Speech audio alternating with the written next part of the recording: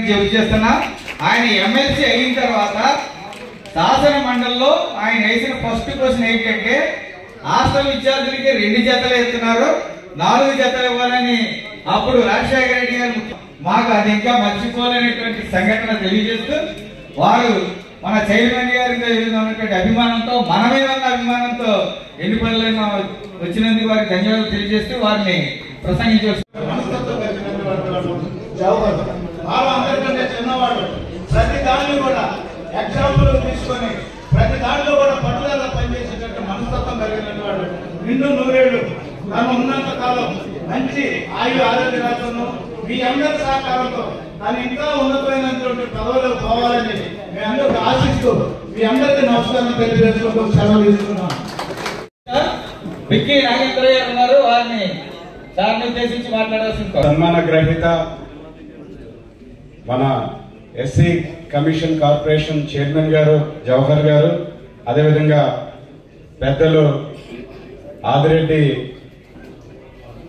అప్పారావు గారు, అదేవిధంగా ఆశీష్ గారు, అమ్మ వారి పేరు తెలీదు ఉషా గారు, వేదిక మీద ఉన్నటువంటి పెద్దలందరికీ, ఈ కార్యక్రమానికి విచ్చేసినటువంటి మన దళిత సోదర సోదరి మనులందరికీ కూడా నేను శిరస్సు వంచి నమస్కారం తెలియజేస్తా ఉన్నాను. జవహర్ గారిని కొవ్వూరులో అందరూ మాస్టర్ గారు అంటారు, చాలా అభిమానంగా ప్రేమగా పిలుచుకుంటారు.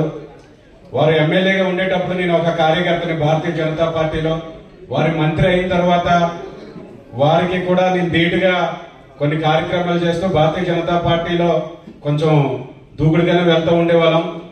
కానీ వారు తెలుగుదేశం పార్టీ కార్యకర్తలతో గాని ప్రజలతో గాని వారు మమేకమయ్యి క్షేత్రస్థాయిలో ఏ విధంగా పనిచేశారో నాకు బాగా తెలుసు. ఇప్పటికీ కూడా కొన్ని క్లిష్ట పరిస్థితుల్లో కూడా వారికి ప్రత్యేకంగా కొవ్వూరు అసెంబ్లీలో అభిమాన గణం గాని కార్యకర్తలు గాని వారు వెనక నిలబడ్డారంటే వారి యొక్క కష్టపడే తత్వం ఏ విధంగా ఉంటుందో మనం అందరూ అర్థం చేసుకోవాలి. అదేవిధంగా వారు మంత్రి గారు అయిన తర్వాత కూడా కొవ్వూరు అసెంబ్లీకి చాలా ఎక్కువ నిధులను తీసుకుని వచ్చి కొవ్వూరు యొక్క అభివృద్ధిలో వారి పాత్రని చిరస్మరణీయం చేయడం జరిగింది. అదేవిధంగా వారు తిరువురు వెళ్లారు ఎలక్షన్ లో 2019 ఎన్నికల్లో. తిరువురు వెళ్ళిన తర్వాత కూడా జగన్మోహన్ రెడ్డి గారి యొక్క గాలి మనం అందరం చూసాం. అలాంటి పరిస్థితుల్లో కూడా జవహర్ గారి యొక్క గాలి తిరువురులో వేయడం జరిగింది.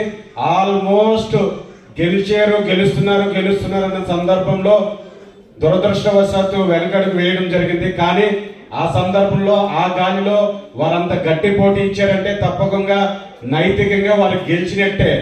అలాంటి పరిస్థితుల్లో వారి నాయకత్వం ఉందని చెప్పి సందర్భంగా తెలియజేస్తూ వారిని నేను చాలా విషయాల్లో నేను ప్రేరణ పొందుతాను. రీసెంట్ గా మనం చూసాం, ఎన్డీఏ కూటమి అధికారంలోకి వచ్చింది. కానీ పెద్ద ఆయనకు మాత్రం కొంచెం క్లిష్ట పరిస్థితులు నేను చూశాను. కానీ అలాంటి సందర్భంలో కూడా మనోనిబ్బరంతో కార్యకర్తల కోసం తనను నమ్ముకున్నటువంటి కార్యకర్తల కోసం అభిమానుల కోసం తను నిలబడినటువంటి తీరు కూడా నాకు ఆదర్శం. మనందరం కూడా ఆదర్శంగా తీసుకోవాలి. అలాంటి ఒక ఆలోచన ఉన్న వ్యక్తిని తప్పకుండా చంద్రబాబు నాయుడు గారు లోకేష్ గారు గుర్తించి నేడు మన ఎస్సీ కమిషన్ చైర్మన్ చేయడం, ఇది మన దళిత సోదరులే కాదు మన బీసీ సోదరులందరికీ కూడా ఇది స్ఫూర్తిదాయకమని చెప్పి ఈ సందర్భంగా నేను తెలియజేస్తూ తప్పకుండా వారి యొక్క మార్గదర్శనంలో మనందరం నడుద్దాము. అందరం కూడా మంచి ఉన్నతమైనటువంటి శిఖరాలకు వెళ్ళడానికి వారి యొక్క దిక్సూచి వారి యొక్క సలహాలు సూచనలు మనందరికీ ఉపయోగపడతాయని చెప్పి సందర్భంగా తెలియజేస్తూ ఈ అవకాశం ఇచ్చినటువంటి వెళ్ళాలి అనుకోకుండా వైజాగ్ వెళ్ళిపోయి ఉండిపోవడం వల్ల నేను వెళ్ళకపోయాను. కానీ ఈవేళ ఇక్కడే జరుగుతుందంటే నాకు చాలా ఆనందంగా ఉంటాయి. ఆ ఆనందం మీ అందరి ద్వారా ఇక్కడ మీరు కిందున్నా పైన దళిత సోదరులు అందరం ఒకటే, అది మర్చిపోవచ్చు. ఇక్కడ మాకు రాజమండ్రిలో కొన్ని విషయాలు చెప్తే కొంతమంది ఆశ్చర్యపోతారు. ఎస్సీలు తెలుగుదేశానికి ఎయ్యరు అని అనుకుంటారు. కానీ మా విషయంలో వచ్చేటప్పటికి ఎక్కడ ఎస్సీ బూత్ ఉన్నా 80% మాకు ఓట్లు పడి మా అబ్బాయి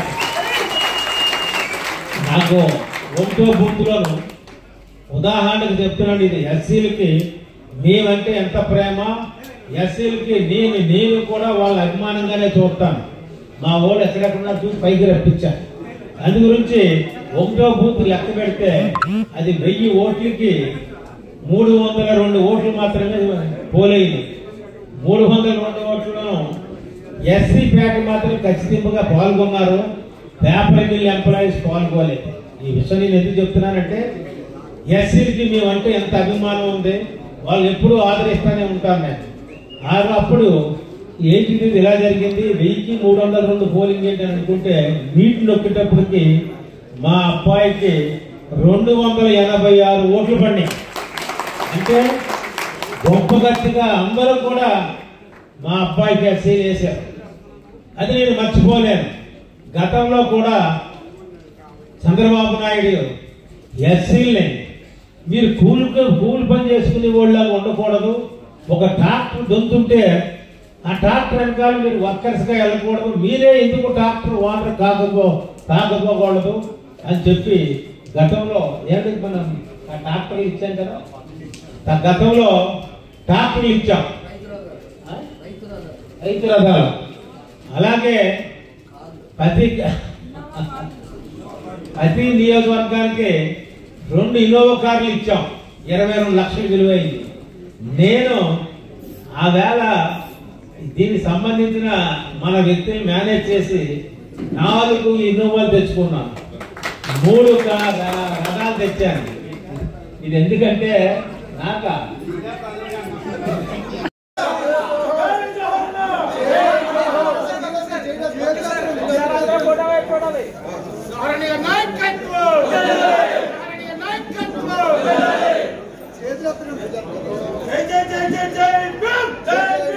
ఎక్కడో అలాగే నుంచోండి. మీ అందరూ అయ్యో స్వామి గారు మాకు ఒకసారి తెలియదు, మీరు పక్కన దిగుతాం. మీ అందరూ స్వామి దిగారు.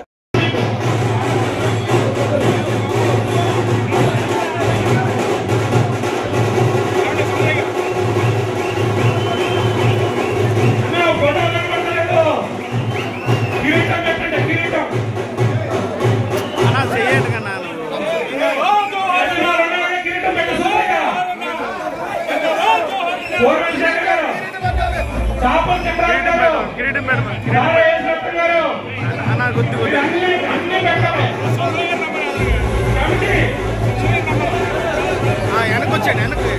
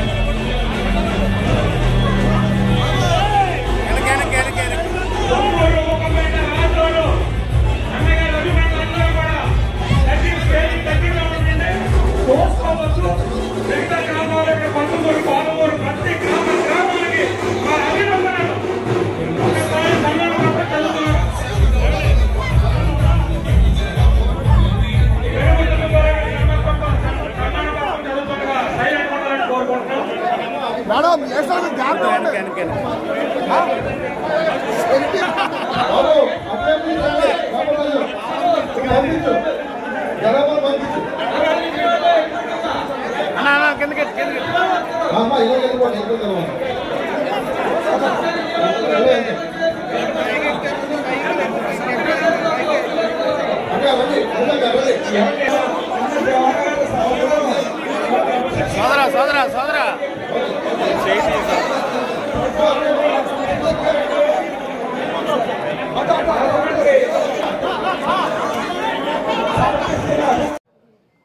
అందరికీ నమస్కారం. ఈనాటి ఈ కార్యక్రమంలో విశిష్ట అతిథులుగా పాల్పంచుకుంటున్నటువంటి శాసన మండలి మాజీ సభ్యులు, తెలుగుదేశం పార్టీ సీనియర్ నేత ఆదిరెడ్డి అప్పారావు గారు, అదేవిధంగా భారతీయ జనతా పార్టీ తూర్పుగోదావరి జిల్లా అధ్యక్షులు నాగేంద్ర గారు, వేదిక మీద ఉన్నటువంటి 50 మంది దళిత సోదరులకి, ముఖ్యంగా ఈనాటి ఈ కార్యక్రమానికి ప్రధాన ఆకర్షణ మనందరం కూడా, మన జిల్లా వాసులందరం కూడా, ఆ మాటకు వస్తే రాష్ట్రం అంతా కూడా సగర్వంగా తలెత్తుకుని మా అందరి ఆత్మీయుడైనటువంటి వ్యక్తికి ఇవాళ మామూలు కార్పొరేషన్ కాదు, కార్పొరేషన్లు చాలా ఉంటాయి, కానీ ఒక రాజ్యాంగబద్ధమైనటువంటి అధికారం ఉన్నటువంటి కమిషన్ చైర్మన్ గా ఇవాళ మనందరి మధ్య నిలబడినటువంటి శ్రీ జవహర్ గారికి, వారి సతీమణి గారికి, ముందు కూర్చున్నటువంటి 50 మంది దళిత సోదరులకి, ఇతర నాయకులందరికీ కూడా నమస్సుమాన్యులు తెలియజేస్తా ఉన్నాను. మొట్టమొదటి ఒక పాయింట్ చెప్పాలి. జవహర్ అంటే అర్థం ఏంటనేది గతంలో జవహర్ లాల్ నెహ్రూ గారు పేరు విన్నప్పుడు ఒకసారి నేను చూశాను. జవహర్ అంటే ఒక ఆభరణం, ఒక రత్నం. ఇవాళ దళితుల్లో ఒక ఆభరణం లాంటి, ఒక రత్నం లాంటి వ్యక్తి కేఎస్ జవహర్ గారు అనేటువంటి మాటని ఈ సందర్భంగా నేను మనం చేస్తున్నాను. కమిషన్ చైర్మన్ గా ఆ పదవి ఆయన పెద్దది కాదు, కానీ ఆ పదవికి ఆయన ఒక ఆభరణం అనేటువంటి మాటను కూడా ఈ సందర్భంగా తెలియజేస్తా ఉన్నాను. నిజానికి జవహర్ గారితో నాకున్న పరిచయం ఒక సంవత్సరంన్నర క్రితం నుంచే. అంతకుముందు వేరు రాజకీయ పక్షాల్లో ఉండడం వల్ల అంతగా కలిసిపెట్టి తిరగలేదు, కానీ వారితో పరిచయం అయిన దగ్గర నుంచి నేను చూసింది ఏంటంటే ఒక్కటే, నిజాయితీకి నిలువెట్టు నిదర్శనం జవహర్ గారు. నికార్సైనటువంటి తెలుగుదేశం పార్టీ వాది, ముఖ్యంగా తనకు సంబంధించినటువంటి కులాల వారు మాత్రమే కాకుండా మొత్తం సమాజంలో అట్టడుగు వర్గాల వారు ఎవరైతే ఉన్నారో వారందరికీ కూడా సమున్నత స్థానం కల్పించాలనేటువంటి ఆలోచనతోటి రాజకీయాల్లోకి వచ్చిన వ్యక్తి జవహర్ గారు అనేటువంటి మాటని ఈ సందర్భంగా మనం చేస్తున్నాను. ఇవాళ ఈ సభ చూస్తూ ఉంటే అది జవహర్ గారికి మాత్రమే సాధ్యమైంది. ఎస్సీ ఉపకులాలన్నిటినీ ఒక వేదిక మీదకి తీసుకొచ్చినటువంటి జవహర్ గారికి, దానికి పూనుకున్నటువంటి నాయకులందరికీ కూడా ఇవాళ ఏ రకమైనటువంటి తరతమ భేదాలు లేకుండా మా వ్యక్తి, మా అందరిలో వ్యక్తి, మా మనిషి ఒక అత్యున్నతమైనటువంటి కమిషన్ కి చైర్మన్ అయ్యేటటువంటి ఆలోచనతో ఇతరత్ర విభేదాలన్నింటినీ పక్కన పెట్టి అందరూ కలిసి సమైక్యంగా ఒక వేదిక మీదకి వచ్చి చేస్తున్నటువంటి ఈ అభినందన సభ సమకాలీన రాజకీయాల్లో ఒక చరిత్ర అనేటువంటి మాటను కూడా ఈ సందర్భంగా తెలియజేస్తున్నాను. ఇదే విధానాన్ని రేపొద్దున ఆయన నాయకత్వంలో కొనసాగిస్తారు. ఇవాళ కమిషన్ అంటే ఏంటి, కార్పొరేషన్ అంటే ఏంటి అనుకోవచ్చు మనం. కమిషన్ అంటే ఎక్కడైనా ఏ చిన్న ఇబ్బంది అయినా సరే ఎస్సీ కులాలకి చెందిన వారికి వస్తే దాంట్లో అవసరమైతే కలెక్టర్ని, ఎస్పీని కూడా పిలిచేటువంటి అధికారం ఈ చైర్మన్ గారికి ఉంటుందనేటువంటి మాటని నేను తెలియజేస్తా ఉన్నాను. ఆయన ఎవరినన్నా వచ్చి సమాధానం చెప్పండి, ఎందుకు జరిగింది అనేటువంటి అడిగే అర్హత కార్పొరేషన్ చైర్మన్ ఉండదు, కమిషన్ చైర్మన్ ఉంటుందనేటువంటి మాట. ఇది ఒక రాజ్యాంగబద్ధమైనటువంటి పదవి. మీ అందరికీ కూడా నేను మనం చేసేది ఒకటే, ఇవాళ మేమందరం కూడా 100% దళిత వర్గాల వారందరికీ కూడా సమున్నత న్యాయం జరగాలని ప్రయత్నం చేస్తా ఉన్నాం. అందులో ఎక్కడైనా ఏ రకమైన ఇబ్బంది ఉన్నా మనకి సరైనటువంటి వజ్రాయుధంలాగా జవహర్ గారు నిలబడతారనేటువంటి మాటను కూడా ఈ సందర్భంగా మనం చేస్తుంది. ఆయనతో మాట్లాడితే ఆయన స్వతహాగా ఉపాధ్యాయుడు అవటం వల్ల చాలా మృదు స్వభావి, మంచిగా మాట్లాడతారు, విషయాల పట్ల సంపూర్ణమైనటువంటి అవగాహన ఉంది. వారి శ్రీమతి కూడా టీచర్ అనేటువంటి మాట చెప్పారు నాకు.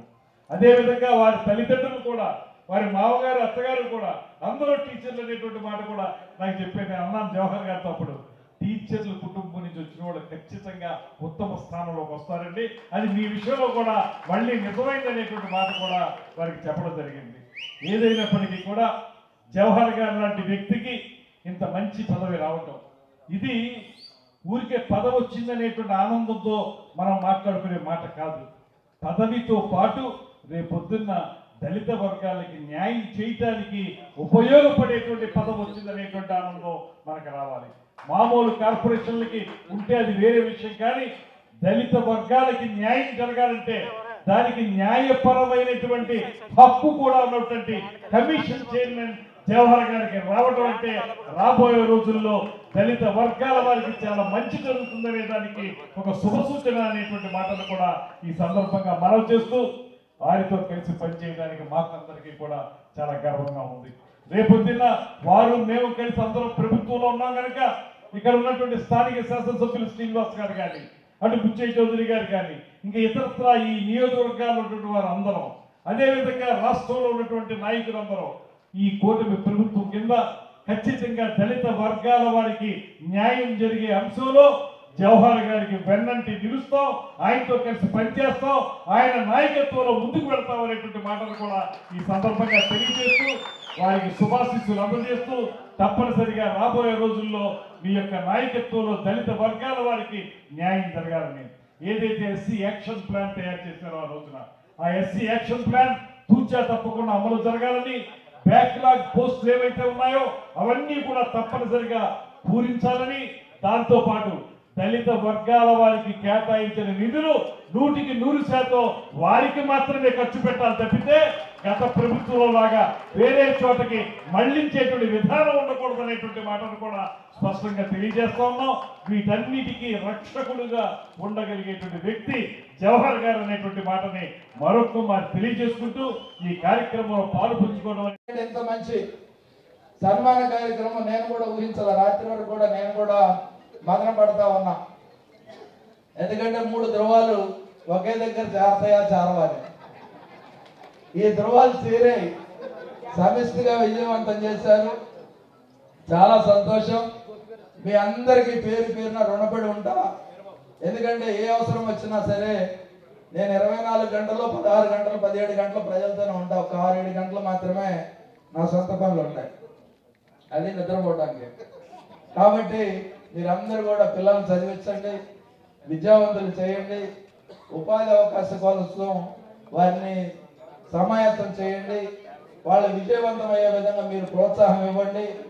ఆటల్లో వెనుకబడి ఉన్నాం, విద్యలో వెనుకబడి ఉన్నాం, ఉపాధి అవకాశాలు వెనుకబడి ఉన్నాం.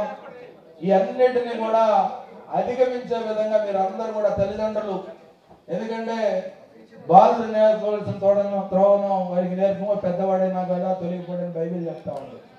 అదేవిధంగా బెత్తం వాడిన వాడికి కూడా తండ్రి కూడా బుద్ధిహీనుడు అవుతాడని చెప్తా ఉన్న సందర్భంలో మీరందరూ పిల్లల శిక్షణతో ఇబ్బంది ఏం లేదు, కానీ పరిమితమైన శిక్ష. ఆ శిక్ష ఎలా ఉండాలంటే వాడి భవిష్యత్తు గురించి చెప్పండి, కఠినంగా ఉండటం గురించి చెప్పండి, ఏ విధంగా సమాజంలో ఉండాలో చెప్పండి, క్రమశిక్షణ ఏ విధంగా ఉండాలో చెప్పండి. దాన్ని నేర్పే విధంగా మీరు అందరూ కూడా చేస్తారని. ఎందుకంటే చాలా సినిమాల్లో చూసాం, వెనక అంబేద్కర్ గారి బొమ్మ కనపడుతుంది, కింద మనోళ్ళు పేకాడుతూ ఉన్నట్టు సినిమాలు చూస్తూ ఉంటారు. గతంలో తీశారు, వాటిని అది అడ్డుకున్నాం గతంలో నేను చదువుకునే రోజుల్లో. అదేవిధంగా ఈ చరిత్ర మాకొద్దు, కానీ ఇలాంటి సినిమాలు చాలా వీటిలో మనకి కించకొచ్చినటువంటి చరిత్ర ఉంది. దీనికి కారణం ఏంటంటే మన లోపం కూడా ఉంది. మనం ఇలా వంగిపోయి ఉంటే వంగిపోయి ఉన్నాడు అంటారు, కన్ను మూస్తే కళ్ళు కనపడతా లేదంటారు. ఆ అవకాశం ఇతరులకు ఇవ్వకండి. ఎందుకంటే ఎక్కడైనా సరే గంజాయి కానీ, మద్యం కానీ, లేదంటే ఇతర ప్యాకెట్లు కానీ, కోడి పందాలు కానీ, లేకపోతే గుండాట్లు కానీ మన సమాజానికి దూరంగా ఉంచండి. మీ పిల్లలు రాబోయే తరం వాటిని నేర్చుకోకుండా చూడండి, వాటి చూపించాల్సినటువంటి బాధ్యత మనది. అప్పుడే మన గౌరవం పెరుగుద్ది. అంతే తప్ప ఏదో 100 రూపాయల బీర్ కోసమో, లేకపోతే వైన్ కోసమో, లేకపోతే పులిహార పొట్లాల కోసమో, లేకపోతే పలావ్ బిర్యానీల కోసమో దయచేసి ఎవరిని ఆకర్షింప చేయకండి. తప్పకుండా గౌరవప్రదమైన జీవితం మీరు అందరి కుటుంబాల్లో ఉంటుందని మీరు ఆదర్శంగా ఉండండి. మీ సమాజం కూడా అదే విధంగా ఆదర్శంగా ఉంటుందని ఆశిస్తూ ఈరోజు ప్రత్యేకంగా నన్ను పిలిచి ఆహ్వానించి సన్మానం చేసినటువంటి ఈ కమిటీకి ప్రత్యేకంగా ఐక్యవేది కమిటీ ఐక్యవేది ఇక్కడేం లేదుగా కలిగి ఐక్యవేదికి. ఎందుకంటే ఏదైతే లేదనుకుంటామో అది కావాలనుకుంటాం. ఒకడు దేవుడిని అడిగాడంట, నీకేం కావాలంటే నాకు డబ్బులు కావాలంటే డబ్బులు లేనాడు. బుద్ధి లేనోడు బుద్ధి కావాలన్నాడంట. ఇక్కడ మనం అందరం ఐక్యంగా ఉన్నాం. ఇంకా ఐక్యవేదిక ఎందుకు? మనం అందరం ఐక్యంగా ఉన్నాం. ఐక్యవేదిక ద్వారానే ఈ సన్మాన కార్యక్రమం నిర్వహించాం. పేరు పేరున ఒకళ్ళ పేరు చెప్పి నేను ఇంకెవరిని తక్కువ చేయదలుచుకోలేదు. ఎవరి పాత్ర కొద్దిగా వాళ్ళు చక్కగా చేశారు. దానివల్ల దిగ్విజయమైంది. వారందరికీ కూడా పేరు పేరున ధన్యవాదాలు తెలియజేస్తూ సెలవు తీసుకుంటాం. జై భీమ్, జై తెలంగాణ.